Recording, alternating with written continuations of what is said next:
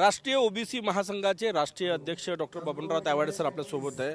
Sir, आजच्या सभेतून काय सांगायचं आहे तुम्हाला? जरांगे पाटील यांची डेडलाईन जवळ येते.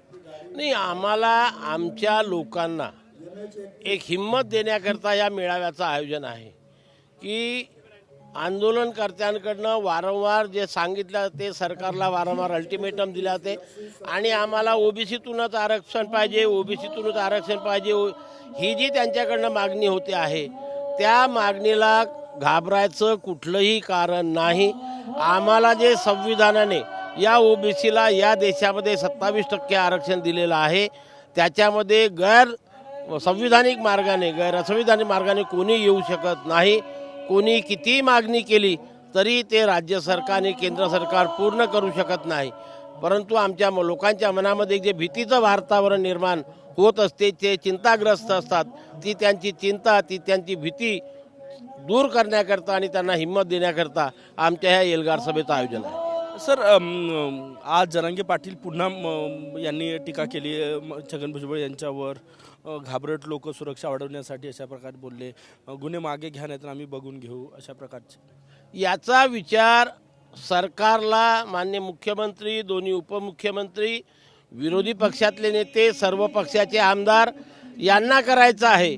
मागील 3 दिवसापासनं मराठा आरक्षणावरती चर्चा होत असताना सर्व आमदारांनी फक्त आमच्या ज्या सभा होतात किंवा आमचे नेते जे बोलतात त्याच्यावरच टीका केलेली आहे.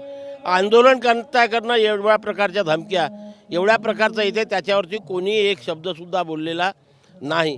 आणि म्हणून त्यांच्याकडून जेव्हा वार होते तर आम्हाला प्रतिवार करावा लागतो. राज्यकर्त्यांनी सुद्धा हे लक्षात घ्यायला पाहिजे. 3 दिवस चर्चा झाली पण कुठेच काय त्यांची मागणी कशी काय न्यायपूर्ण आहे याच्यावर एकही लोकप्रतिनिधी सभागृहात बोललेला नाही. विरोधी पक्षनेते विजय वडेट्टीवार जी ओबीसी नेते आहेत ते आजच्या सभेत नसणार आहे. आता आम्हाला येतो म्हटलं होतं, आम्ही आज त्यांना निमंत्रण दिलं होतं, येतो म्हणाले होते. वेळेवर त्यांना कळायला मला माहीत नाही, पण आम्हाला आश्वासन दिलं होतं की मी येणार म्हणून. पक्षाचा दबाव आहे त्यांच्यावर, कारण की ते ओबीसीच्या चळवळीत नेहमीच सक्रिय आहेत. पण आता ते विरोधी पक्षनेते झाले आहेत त्याच्यामुळे कशातरी तुम्ही म्हणता ते असावं. अदरवाईज ते आतापर्यंत जेव्हा मागच्या 4 वर्षापासून आम्ही ओबीसी सभा घेतो, प्रत्येक सभेला ते आलेले आहेत. यावेळेस त्यांची काय अडचण आहे ते त्यात सांगू शकतील, मी नाही सांगू शकतो. खूप खूप धन्यवाद. कॅमेरामॅन सचिन सायमसह गजानन उमाटे, TV9 मराठी, वर्धा.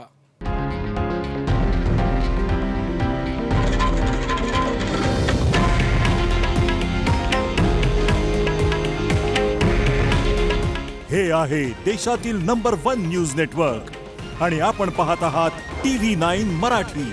काळजी तुमची, हित महाराष्ट्राचं.